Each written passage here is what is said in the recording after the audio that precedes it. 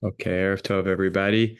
As inevitably happens, we begin in Noach because it's hard to squeeze in Parshat Bereshit before Simchat Torah. So, apologies for missing out on Bereshit.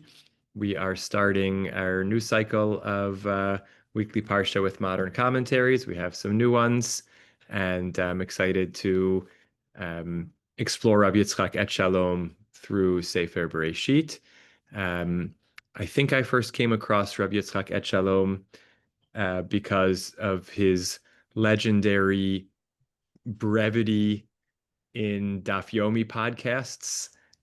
He has a 20 something minute Daf Yomi podcast, and it's just very, very clear and to the point.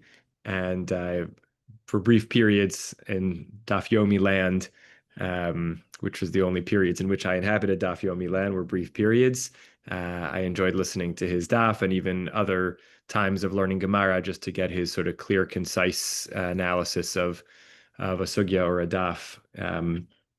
And over time, I continued to find his um, essays and Torah podcasts in other places, and really came to enjoy and seek out his style and his approach, which he unpacks a little bit in the introduction. The email for this week's class had three linked files. One was the introduction to this volume of Reading Between the Lines, his I don't know if we exactly call it commentary on the weekly Parsha, but his essays on Bereshit.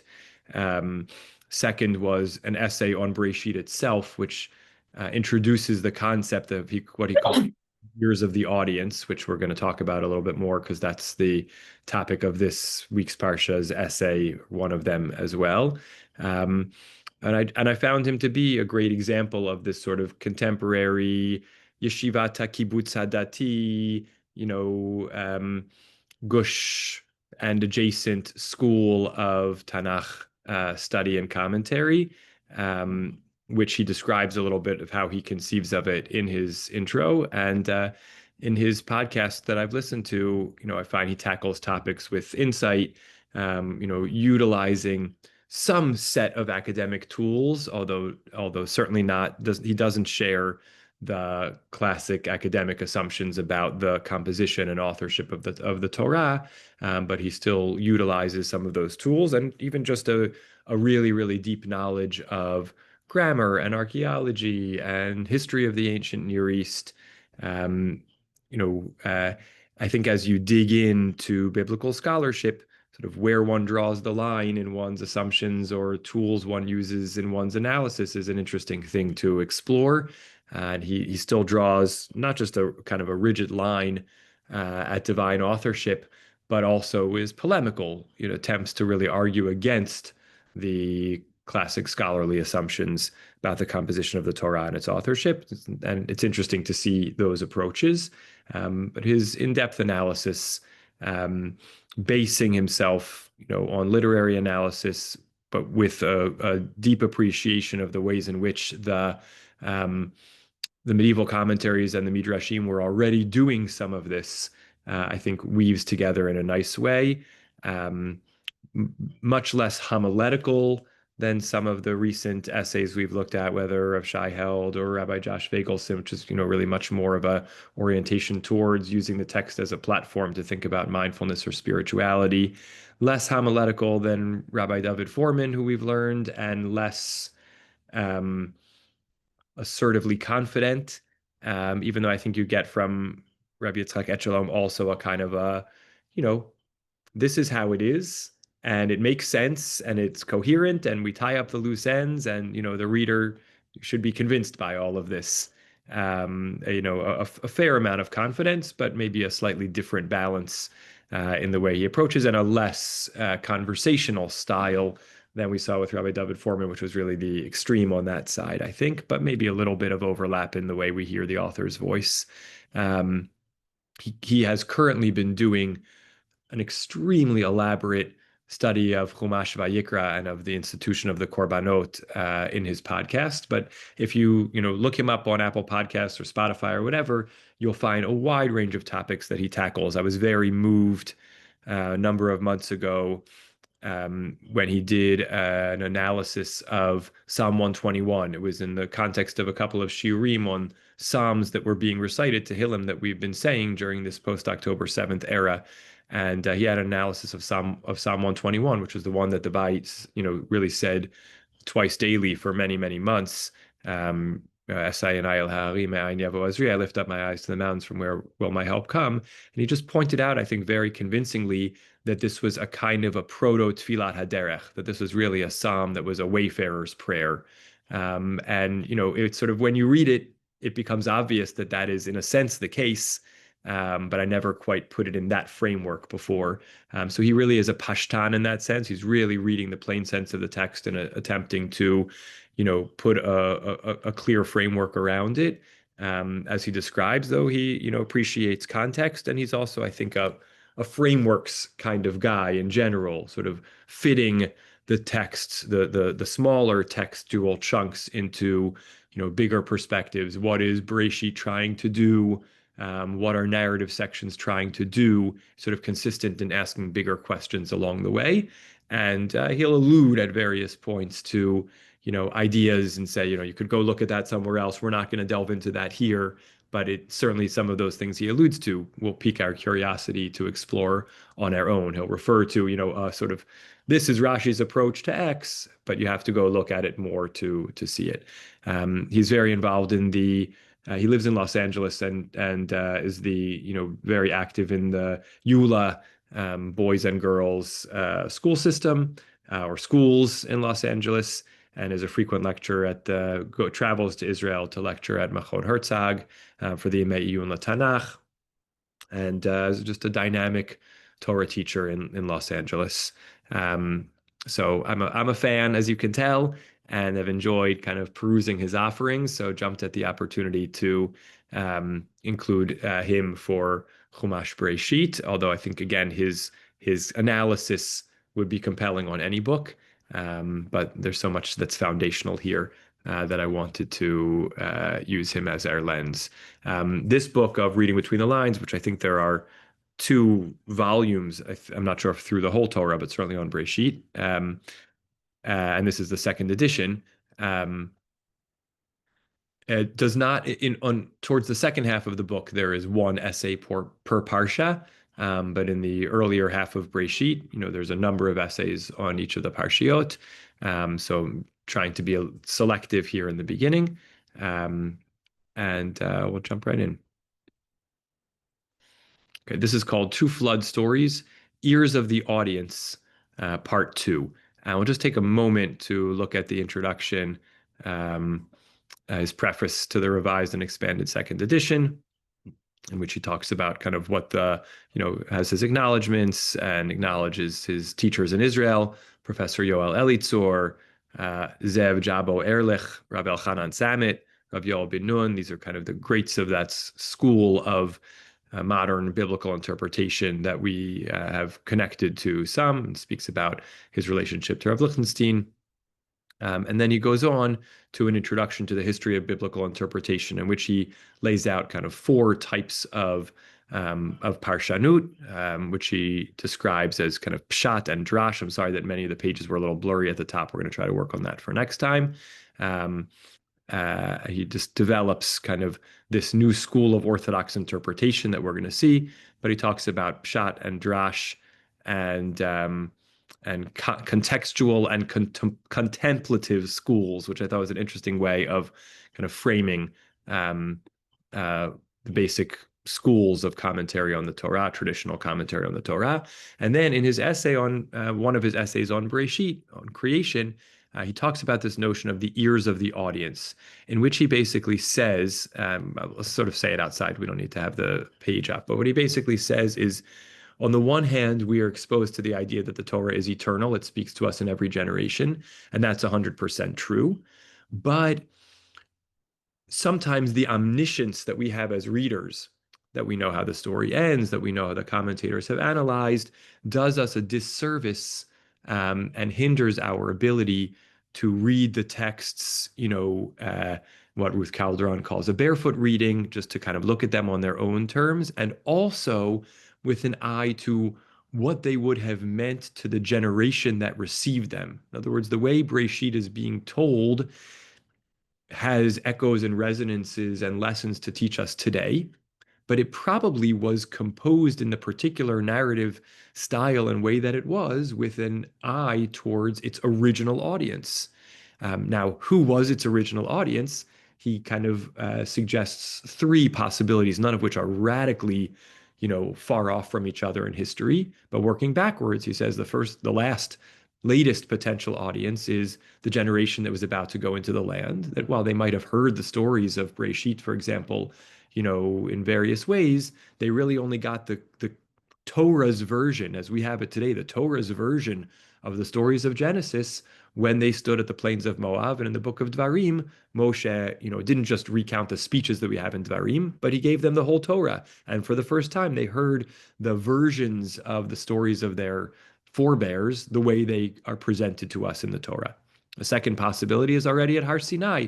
The form of Breshit, the stories as we receive them now, were presented. And then a third possibility that he entertains is that already in Mitzrayim, the stories of Breshit, and he gives some basis for each of them. And he sort of says, when he goes through the end of that essay, which I didn't even include the whole essay, once you understand kind of how the Torah is presenting the creation narrative, you can think through what would that narrative have meant to Jews enslaved in Egypt, to Jews receiving the Torah, or Israelites enslaved in Egypt, Israelites receiving the Torah, or Israelites about to enter the land. And he does something similar in our essay. So this notion of the ears of the audience, again, which does not diminish from the idea that the Torah speaks to us today, but that it was designed, and adopting the traditional assumption of its authorship, and its framing, it was designed to tell a story in a very particular way to a particular audience that was its first audience. So that's the background to this concept, which we're now going to see spelled out in Two Flood Stories, Ears of the Audience, Part 2. That's where we are here. So he begins with a little kind of a quote from Yeshayahu. He begins with a quote from Yeshayahu. For as the new heavens and the new earth which I will make shall remain before me, says the Lord, so shall your seed and your name remain. In the same spirit as we've already done in chapter 2, that's what I kind of paraphrased for you before now, we will analyze some significant features in the description of the flood and its eventual subsiding. Then take note of how these features would have impacted each of the three possible original target audiences of the book of Genesis. So this point about the ears of the audience is really kept to the end. The bulk of the essay is going to be some thematic literary analysis of the flood story, and then its application to this ears of the audience idea. And we could separate them, and they stand on their own. The flood, a second creation. The world that God created as presented in Genesis chapter 1 through chapter 2, verse 3, is markedly similar to the world that was redeemed after the flood. Even a cursory look at the description of the new world, the new post-diluvian world after the flood world, reveals numerous literary associations with the creation. And then as he does, right, he's going to tell you, he says it in his own words, this comparison itself does not represent an innovative approach. See Rashi's comments at 7:11. So Rashi there already indicates the idea that there is a connection between the world after the flood and the creation of the world, of the first world, so to speak, the original world. So he's just pointing out, I'm taking my cue from a concept that already exists in the medieval commentaries and potentially earlier, but now I'm going to spell it out and flesh it out more. Here's a comparison of the major stages of creation as presented in the first chapter of Genesis and the significant stages of recreation or restoration of the post-diluvian world as outlined in chapter 8 of Genesis, right? So we're going to be comparing between Breshit Aleph from last week's Parashah and Breshit Chet from this week's Parashah, from Noach, the recreating or re-inhabiting or restoring of the world after the flood.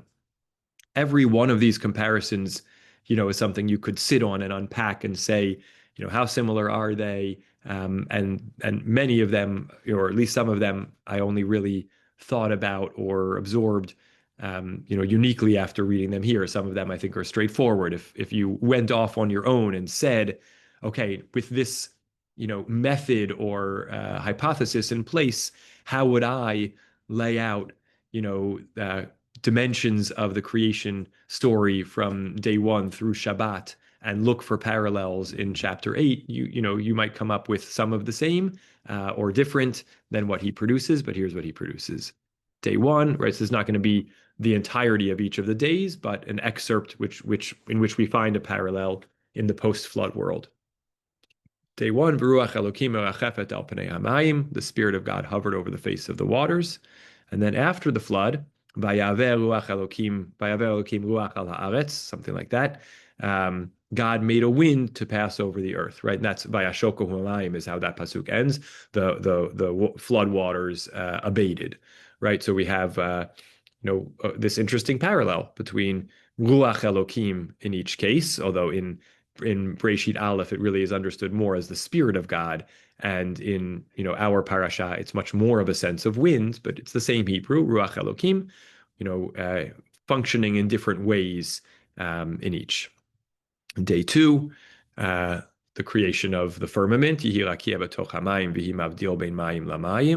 let there be a firmament in the midst of the waters, let it divide waters from waters. And after the flood, the fountains also of the deep and the windows of the heavens were stopped, and the rain from heaven was restrained, right? By the way, my dad has pointed this out to me on numerous occasions as well.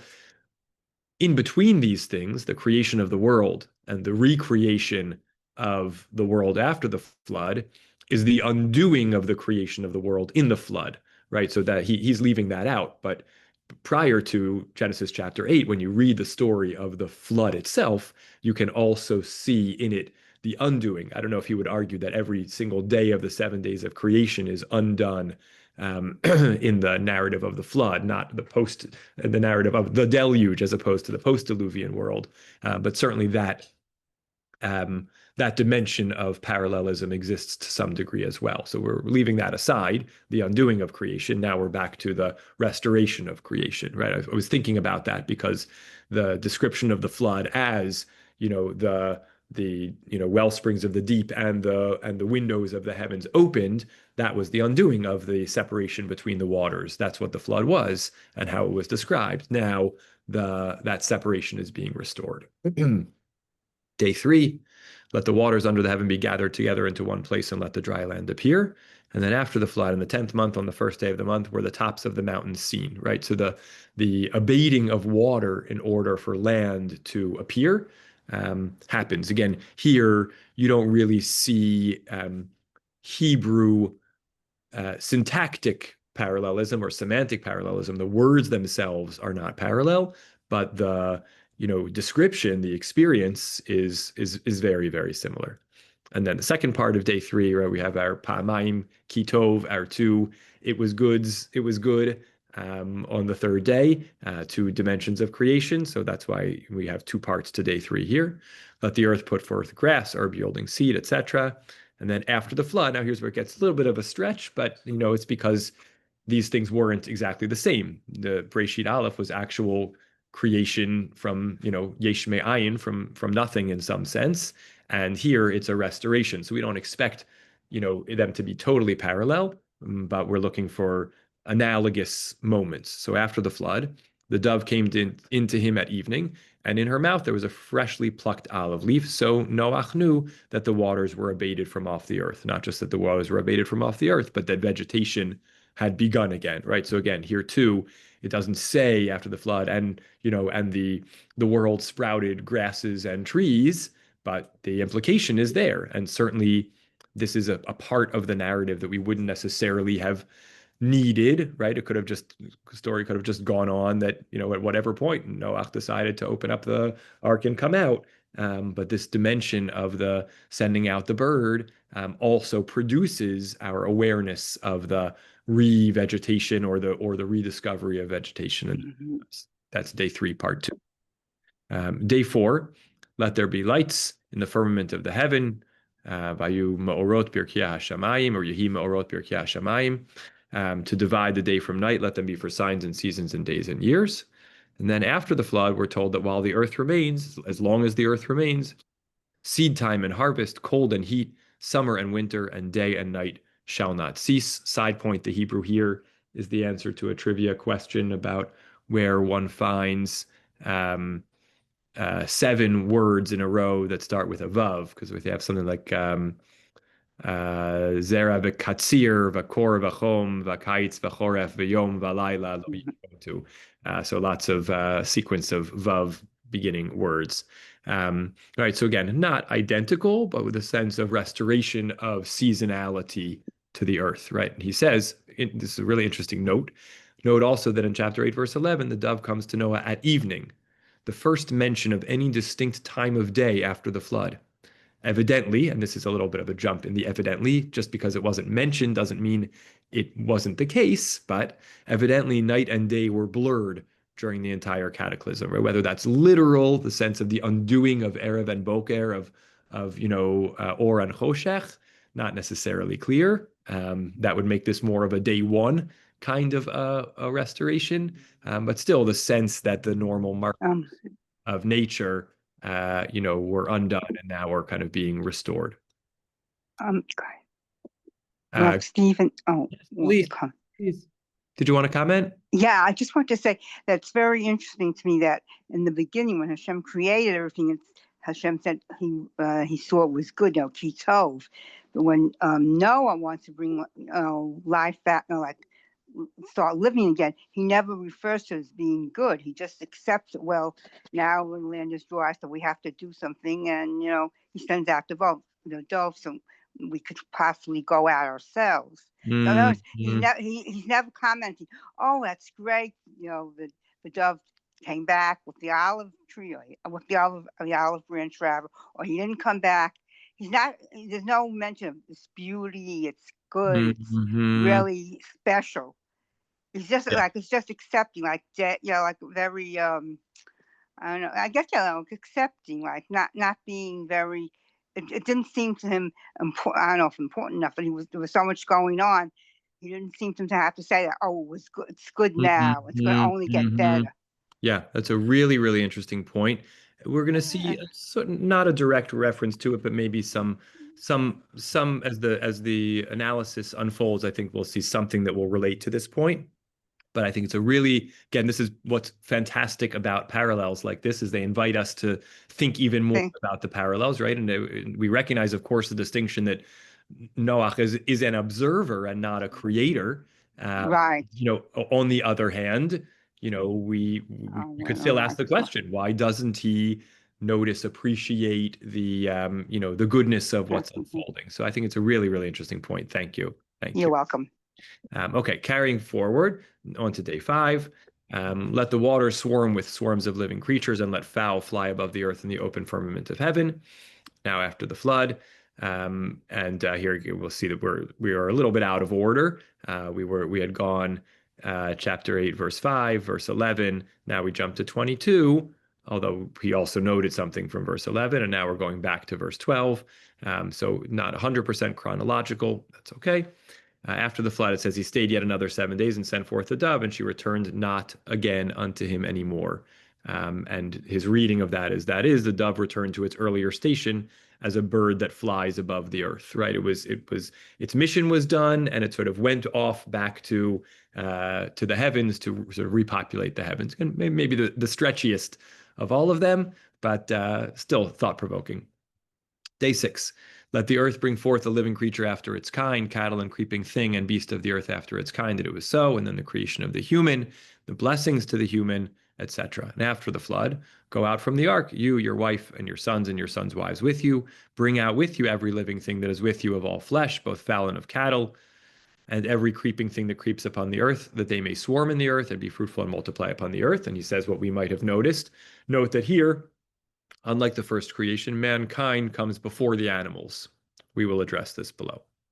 Okay. Besides these fairly clear parallels, the denouement of the first creation is, of course, the institution of the Sabbath.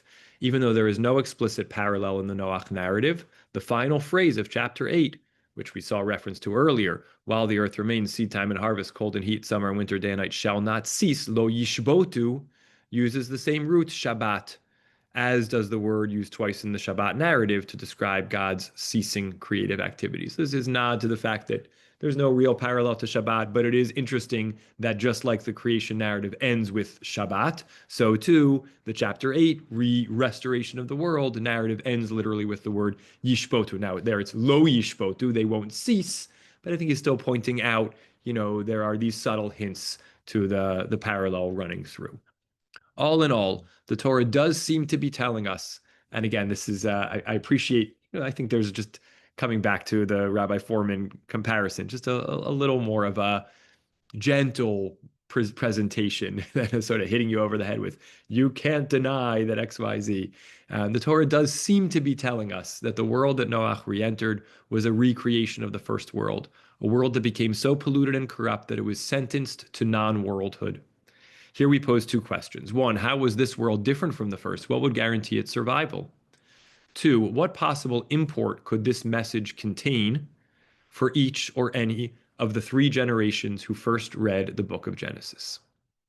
Okay, violations and libations. Before addressing these two questions, I'd like to raise a tangential question in reference to two comments of Rav Ovadia Sforno. The Torah refers, and now we're going to go a little bit afield. This is where we get it sort of the drasha format, where we're not kind of really reading the text just on its own, but we're going to, turn to lessons learned from a medieval commentary on a totally different passage and try to apply them here. And we'll get some textual grounding and basis for the analysis he wants to make here, but it's, it doesn't just fly right out of the text. The Torah refers to the daily offering brought in the tabernacle as a continual burnt offering, Olat Tamid, which was offered at Mount Sinai, Hasuya Bahar Sinai, for a sweet savor, a sacrifice made by fire unto the Lord. L'reach nichoach ishel Hashem. We read that in the Rosh Chodesh reading, in the kind of maftirs of the holidays section in Parshat Pinchas, Numbers 28. In other words, the daily offering is a reminder or re-experience of the offerings brought at the foot of Sinai in the wake of the revelation. Sforno notes that although there were no libations or meal offerings brought with the original offerings at the foot of Sinai, they were commanded as part of the daily regular offering from that point on. Where it says, the 10th part of an ephah of fine flour for a meal offering mixed with the 4th part of a hin of beaten oil, and the drink offering of it shall be the 4th part of a hin for a lamb, etc. So when we mention the daily offering, the tamid, and that it was done at Har Sinai, the Har Sinai one didn't have these accompanying libations and grain offerings, but going forward, they were a part of the daily offering. That's point number one. Sforno is also sensitive to the fact that the command regarding bringing libations and grain offerings to accompany personal offerings, meaning not the Korban Tamid, the daily communal offering that was offered in the tabernacle or the temple, but when you brought your own personal offering of various kinds, you also had to bring these libations and grain offerings, that is presented in the Torah directly in the aftermath of the sin of the scouts, right? In Parshat Shlach, Numbers 13 and 14, after the story of the sin of the scouts, all of a sudden in chapter 15, we get some laws of sacrifices that include the laws of libations and grain offerings that accompany personal sacrifices. Its placement is certainly puzzling, from the get-go.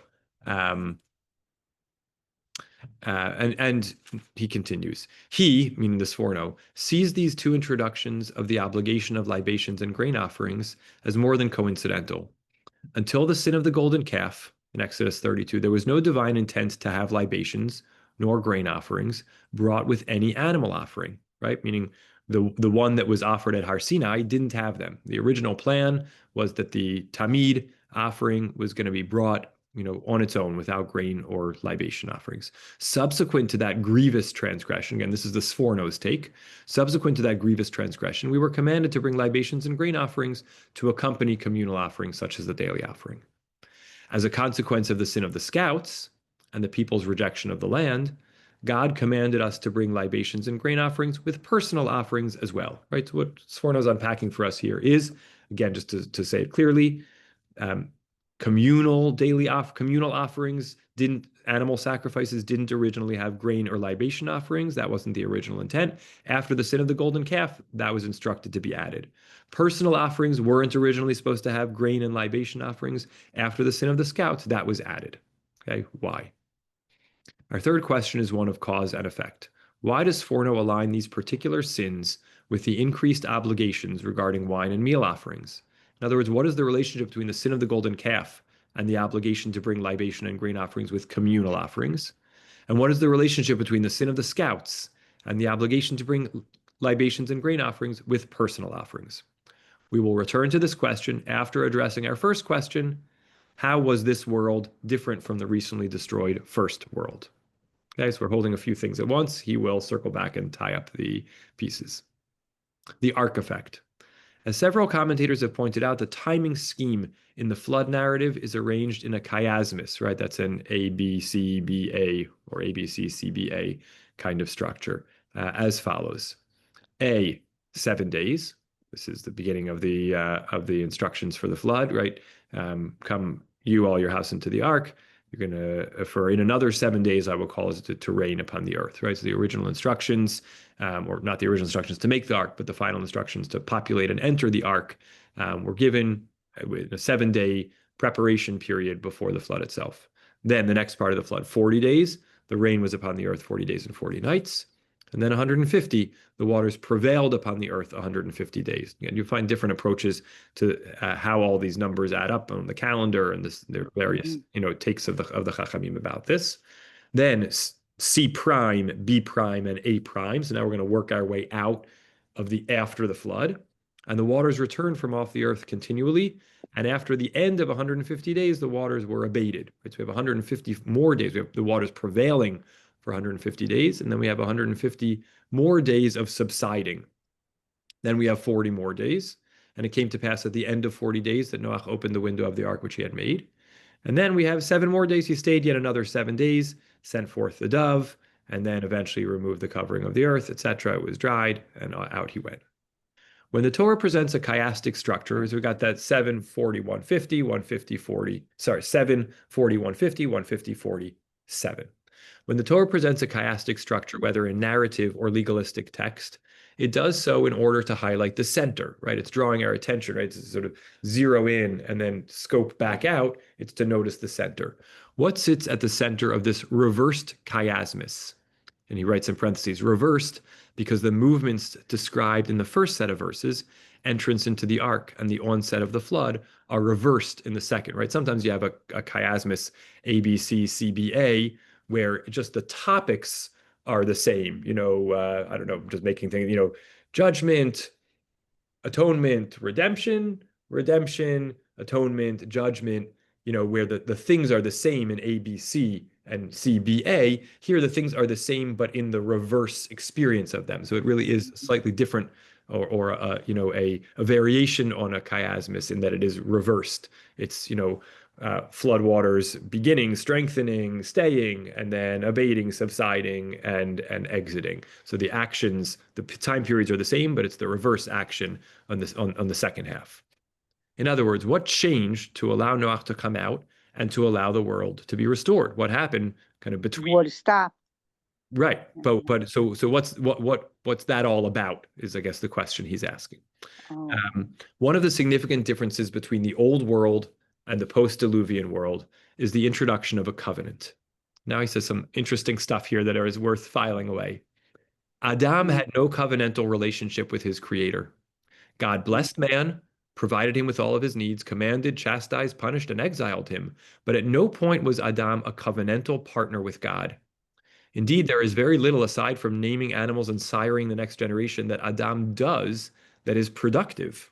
Working the land, maybe. Adam is, I guess we don't have that ever. We're not told. We're told he was placed in the garden to do that. Do we say how much he actually does do it? Adam is presented in the Torah chiefly as the passive recipient of divine favor. Excuse me, Ralph, Stephen, he was productive by having children. Yes, he mentions that. He says that. He says siring the next generation. Yeah, he does acknowledge that. Yes. No member of humanity is any different, including Noach, meaning that seems to be the the function of human beings in the beginning, right? For the Mm-hmm. first 10 generations.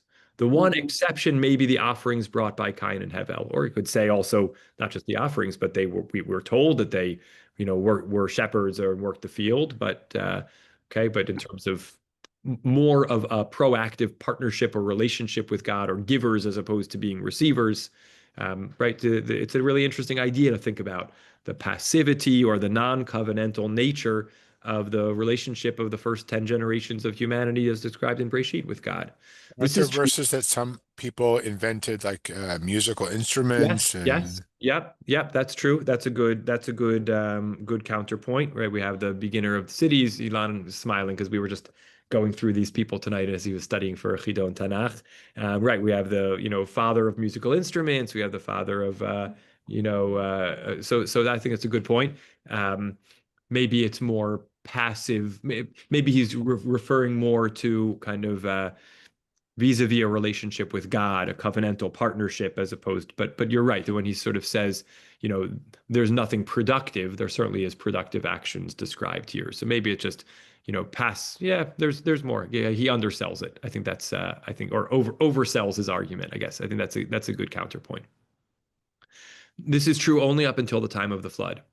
Note what has changed between the first set of verses where Noach enters the ark and the second set announcing his impending exit. So now we're kind of we're at the I should go back and see it. Yeah, kind of the end of A and A prime. So we're not right in the middle of the chiasm, but we're at the ends of it. What's the difference between when Noach went into the ark and when he came out? Whereas in the first set, we're told that the Lord shut him in. In the aftermath of the flood, we read, and Noach removed the covering of the ark. Noach, who had entered the ark not of his own volition, see Rashi at 7:8. It's worth just seeing that for a moment because I'm not sure that it's the plain sense of the text, and I think it really is Rashi on 7:7. But where it says Noach and his sons, his wife and his sons' wives came into the flood, mipnei mei hamabul, vayavo Noach mipnei mei hamabul. So you could just say the floodwaters were coming, and so they went in. But the Rashi there says, right, Noach was miktanei amana. He was one of the people who was of little faith, believed but didn't believe that the flood would really come, and he only came into the flood when the waters pressed him. Right, that's Rashi's close reading of mipnei mehamabul. He came in because of the waters of the flood, and so meaning he didn't go in of his own accord. He was forced in by the rising flood waters. That's what he's getting at when he says, entered the ark not of his own volition, and who was sealed in by God, suddenly becomes an active participant in his own rescue, opening the cover of the ark, right? We could have imagined, if it was really a parallelism on the way out, that God would have opened the cover of the ark, just like God closed the door behind Noach, that God would have opened it. Again, you can make shot arguments for why that wouldn't be the case, but it's hard, maybe harder to close from the inside and easier to open from the inside, but there's something to this. Um, Yeah. Rob Stephen. Yes, Felice? Yeah, I just want to answer a quick thing. I wanted to say that Rashi says also in the beginning when they went in, the men and women went in separately. Yes. And when they come out, you just get the feeling that they came out together. Yes, the text is clear about that. Yeah, Rashi right. makes that distinction and comments that it had to do with the fact that they didn't cohabit Yeah, Rashi said that, while on while the the world is being Teva, because destroyed, right. Mm-hmm. right while the world is being destroyed. Excellent. Felice, your Bekias and Rashi is awesome, and it's great. It's great. Okay, good. Thank you very much. Absolutely. I'm so glad I just got to call. Yes, we're so glad you're here. Thank you. So note that the Hebrew word to describe God's sealing him in, sagar, is a direct antonym of the word used for Noach's opening of the cover, patach. Again, not shocking, makes sense, but we would have expected perhaps that, vayiftach Hashem, that God would have opened it, but it's Noach. The center of this entire narrative, the highlight of the flood, is Noach's active involvement in the affairs of the world. Now we're going to get the heart of the argument. At this point, it is prudent. This is going to come also to Felice's earlier point about Tov. At this point, it is prudent to note one more similarity between creation and recreation. Both narratives end with a description of God's pleasure, right? The sixth day, Vayar Hashem et kol asher asa, vayar Elokim et kol asher asa, v'hinei tov ma'od, it would be Talmud. good. There was evening and morning, Yom HaShishi, the sixth day. And then after the flood, and the Lord smelled the sweet savor, and God said in God's heart, I will not again curse the ground anymore for man's sake. For the imagination of man's heart, Yetzer Lev Hadam Ra Minu Rav is evil from his youth, nor neither will I again destroy every living thing as I have done. So we have God smelling the sweet savor, and it does no language of tov there, but some sense of pleasure, right? That's why he's a little looser here. Both narratives end with a description of God's pleasure, literally beholding that it was very good in the end of creation, and after the flood, appreciating the offering that Noach has offered. Note, however, a significant difference between these two. In the first narrative, the divine affirmation of creation comes after God's blessing to mankind. After the flood, God takes pleasure and removes the curse from the earth, and only after that blesses mankind. And God blessed Noach and his sons and said to them, be fruitful and multiply and replenish the earth. Note the strong similarity between this blessing and given to Adam in chapter 1, verse 28. Right. So first, so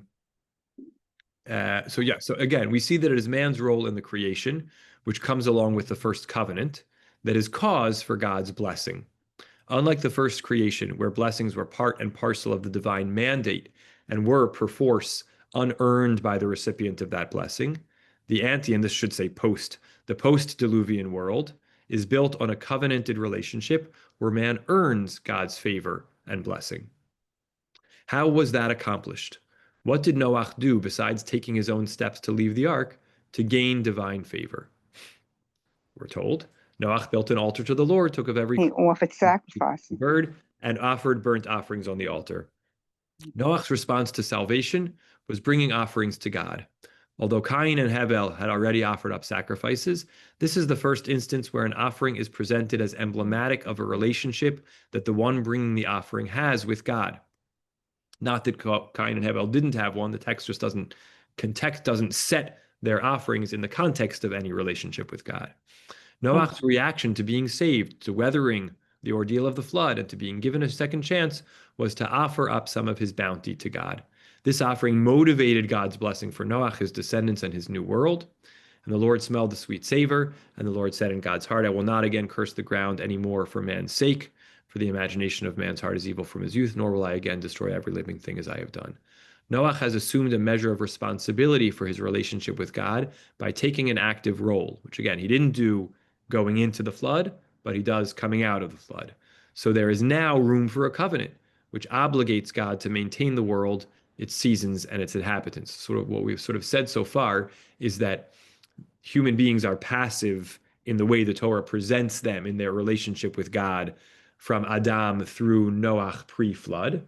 And then Noach coming out of the flood becomes active, engages actively in a relationship with God, and that provokes God to then treat him as a partner and to introduce a covenant. We can now understand Sforno's cryptic comments regarding the introduction of libations and meal offerings as accompanying offerings. When the people sinned by constructing and worshiping the golden calf, they were blemished as a nation and sentenced to die. After Moshe negotiated and demanded God's forgiveness, it was necessary for the people to demonstrate a greater level of involvement in their own side of the covenant. A symptom of that greater involvement was the innovation of the second tablets. Unlike the first tablets, given at the end of the first set of 40 days at Sinai, this set was carved by Moshe. The human engraving of these second tablets, so much inferior to the divine inscription on the first set, has its own glory. Man's greater role in maintaining man's own side of the covenant ensures an adherence to that covenant commensurate to the greater investment on the part of the people. The added offerings of libations and grain, just like Noach's offering at the genesis of the New World, are a reflection of a greater level of commitment and investment in the covenant on the part of the Israelites. Now, again, God charges them to do that. So it works in kind of the opposite way of the Noach story. In the Noach story, Noach takes greater initiative and therefore the covenant is begun. Here it's sort of after, and God then sort of, I think, takes from that as a model to strengthen covenantal relationship, you have to charge people with more responsibility. So after Moshe gets atonement for them after the sin of the golden calf, God sort of says, okay, I have to put an added responsibility on them to bring them more into a greater commitment of the covenant.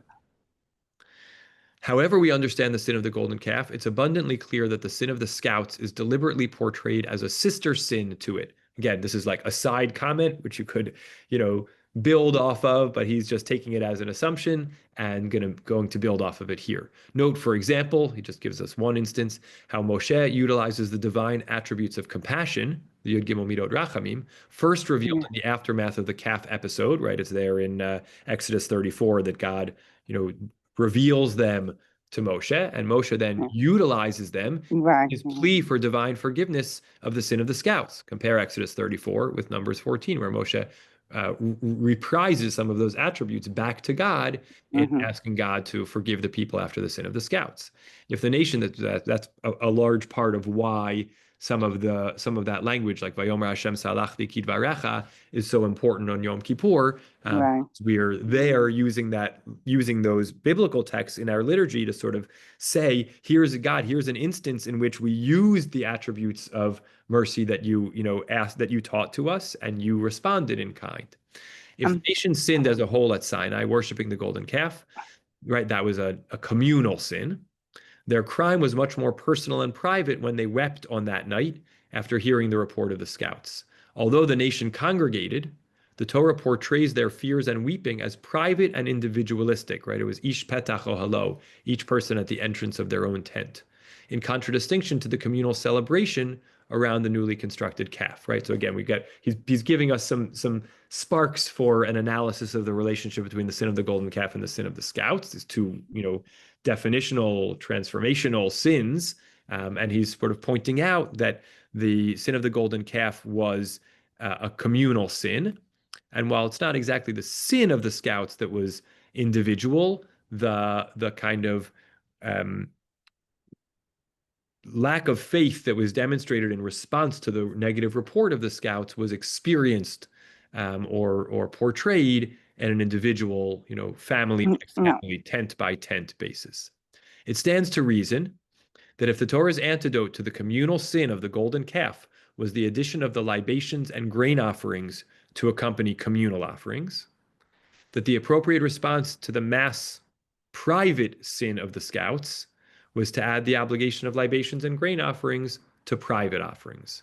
Now that we understand Sforno's explanation of the relationship between offerings and increased responsibility on the part of the worshiper, right? So now we get, the Sforno was pointing out that right in the aftermath of the sin of the golden calf, we find out that the offering of the daily offering, which was originally without libations and grain offerings, now had added to it libations and grain offerings after Har Sinai, i.e., after the sin of the golden calf. And we now understand why the Sforno says that the instructions for grain and libation offerings after personal animal offerings is suddenly introduced in the Torah in a strange place, which is after the sin of the scouts. We now understand that that's because communal sin results in the need for added giving or added, involvement in one's relationship with God when making communal offerings. And after the sins, this sort of individual experience of, grief or lack of faith in the sin of the scouts,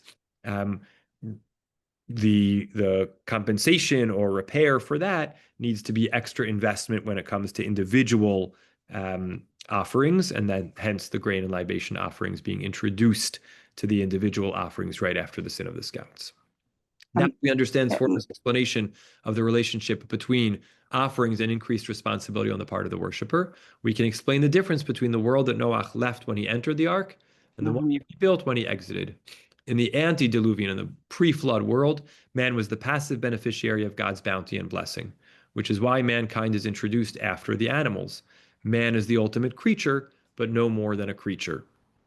On the other hand, right, because we're passive recipients of blessing and instruction, just like animals.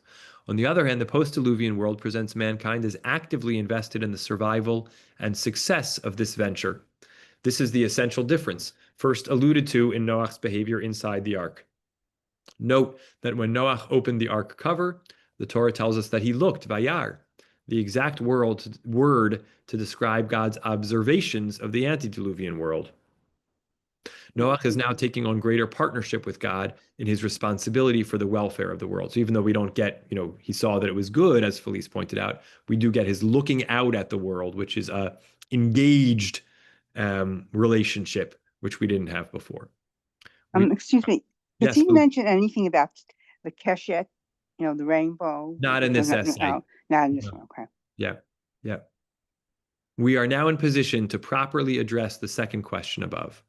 What possible import could this message contain for each or any of the three generations who first read the book of Genesis? Remember, we said that was his hypothesis from the essay, which you do have in the email about this class, which was about Breshit itself and its three potential intended original audiences: the generation of slaves in Egypt, the generation at Har Sinai, and the generation going into the land. So he says we're now in position to properly address that second question. What import could this message contain for each or any of the three possible generations who first read the book of Genesis? For the generation of slaves in Egypt, their oppressed existence and suffering under the heel of a foreign power will ultimately end, as did the unjust world before the flood. They must understand, however, that the new world awaiting them beyond the Red Sea will be one that obligates them to play a more active role in their covenantal relationship, right? So hearing these Genesis stories, the message that's being sent to them is, just like Noach survives the flood, you're going to survive slavery and come out into a new world, but you're going to be much less passive, in that. I mean, obviously they were working hard, they were slaves, but their relationship with God through their, liberation was mostly passive. You're now going to be expected to be active in your relationship with God and your covenantal relationship. So it's sort of taking a people that can barely even envision that future and say, not just are you going to be saved, but it's going to look different on the other side. For the generation at Sinai, the fall in the shadow of Sinai, that terrible crime of the golden calf that sullied the pristine purity generated by the revelation, impacted on their entire lives as well as the rest of Jewish history. For this generation, the message of the flood and the new world is that they would have another chance, but that they would have to bear an increased share of the responsibility for the covenant with God. Note how closely the post-calf covenant is linked to scrupulous observance of God's commands, right? So for these people, they're being told, and again, he doesn't play out for us exactly when did they hear this message? Was it before the sin of the golden calf? Was it after? When are they getting this? When are they hearing these Breshit stories? But it's giving them the message that, you will survive a cataclysm again, but you will have to do more. Again, the message is the same in the three, but it has different, resonances to these three audiences. For the generation of the plains of Moab, the message of the flood and its aftermath would have the most significant impact. Subsequent to the many failures during their sojourn in the desert, the story promises the possibility of building a new world once they enter the land, but concomitantly commits them to assuming a greater sense of responsibility for the success of their national endeavor to build a kingdom of priests and a holy nation. In much the same fashion as we did in chapter 2, we re-examine the import of the text in question from the perspective of the possible original audiences. That's what we did at the end of this essay, by carefully employing other structural tools of analysis, which were more fully explicated in chapter 4, right? Parallelisms, chiastic structure, drawing from a lesson elsewhere in the Torah about the unusual placement of legal passages juxtaposed to narrative passages. Those are three tools, methodologies that we saw employed in this chapter. We were able to understand the intended impact of the narrative on the first readership, and thus have a greater grasp of the message for us, the generations that follow. Of course, we can, we would do well to think about what it might mean for us in this moment. Maybe, hopefully, we're also emerging from a kind of a cataclysm, a kind of a period of of fall, of loss, of difficulty, and what might be our added responsibility, what might be our new dimension of of covenantal relationship with God, towards rebuilding Israeli society, rebuilding in the aftermath of Gaza.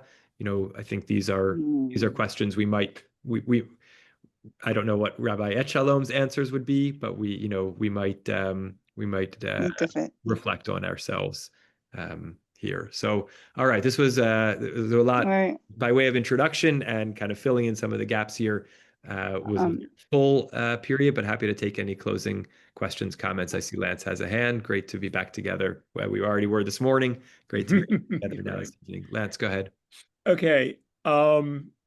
Two words in this essay, article, sermon, whatever you want to call it, tangential and chiasmus. Now, divergent thinking is known for tangentiality, lateral thinking, comparative analysis, and intertextuality. And that's all that basically is going on in this essay. Now, I got the Kohen Aliyah on Shabbat, and the Torah reader took his pointer and read it word for word for word, word after word after word, right? Mm-hmm. Nothing in this text has anything to do with that reading. what, Okay, now on the intermediate Sabbath of Sukkot, did you read the book of Kohelet? yes. I listened to it. I only read Mm. two of the chapters, but yes. Okay, and what is the status of wisdom in the book of Kohelet? I think that belongs I'll to I'll let Megillah. you say. I'll let you say. Go ahead, Lance. It's a fleeting breath, Oh, right? It's nothing. right. Okay, and as someone who has spent his life in wisdom, it's certainly come to me that what we're doing here is nothing to do with Torah. Hmm. No, I don't think so. Of course, that's a radical, heretical position, and I appreciate your allowing me to mention Welcome back is all I can say. it. Um, great, No. great. And Felice, did you want to say Yeah, something? I just want to say, I was thinking of the two words, Nasa and Nishma. Mm-hmm. After the scouts with the Miraglim, they really wanted to get close. The people wanted to get closer to God, and I think they realized their sin, and they Yes. said, whatever we're going to have to, we're going to do, and then Nishma, we'll listen later. We could debate about it, but let's first do what Moshe Rabbeinu is telling us through Hashem, what we should do, what's the right thing. So Yeah. the people were more eager to participate in action, not so much in words. Yeah. Nice. Nice. Interesting. A That's, good, yeah, good, I mean, good that's that. connection. And Yeah. one just quick thing. When we were talking this morning about the 40 days, I couldn't help but think of the 40 days that's so mentioned when we did in this essay tonight. I mean, Yes. Ross Farnborough Yes. and why we would fast for 40 days. I said, oh, that has something to probably do with the 40 days with the ark. And how Yeah. we brought it out tonight. Nice. Nice. Another good Yeah. 40-day period. Yep. Good. James and then David L. So I might have dozed off a little bit, but it seems like some of the times where we have to do more is because we're being punished or after a punishment. And sometimes it's as a kind of a promise of redemption, like leveling up. It Mm-hmm. wasn't clear to me if there was a difference in those two, or he delineated them at all. Right. Right. I think that's a good Mm-hmm. question. Um, yeah, I'm looking back. And in the scouts, um, I'm not sure. I'm not sure I'd say it's a punishment in any case. Well, it's a result of the broken relationship, Right. Right. Right. meaning we have to do more, to kind of bridge the gap, maybe. Yeah. So of repenting, like. Yeah. Yeah. Yeah. But I think But I then in redemption from Egypt or entering the land, it doesn't seem like that's the same situation. right. Right. Yeah, I agree that that needs a little more refining and clarifying. I guess if I were going to try to make a global message about it, it's sort of when you transition from one world to another, whether it's pre-sin, post-sin, punishment, after a punishment, when you transition from one world to another, um, you want to lean into ever greater responsibility to, deepen the covenant. But I agree with you that there's something inconsistent that needs a little more refinement. It wasn't because of dozing off. Okay, it We're just seemed right like off. it wouldn't be as such a positive or like feel good message like this too will pass and you're gonna get to do something better. But the example was they got to do something more as like a result of breaking the covenant or Hmm. damaging the relationship. Hmm. It Hmm. might make people, I mean, maybe I would feel if I was in Egypt, like then somehow this is a sin or we did something to put ourselves in this situation. Right. Right. Where the message there is not it's a punishment. It's just Some as personal you culpability. progress into the next level of relationship, you know, the expectation is going to be for you to do more. It actually makes me think a little bit about Rav Yitzchak Greenberg's covenant theology and the idea that the progressive stages, and there too, some of them were, progressive stages after a cataclysm, which for which it wasn't a punishment, but it was just a next iteration in which we take on more responsibility. Yeah, David L. So many comments, so little time. So first I want to build on what James was saying. James, you backed off too quickly.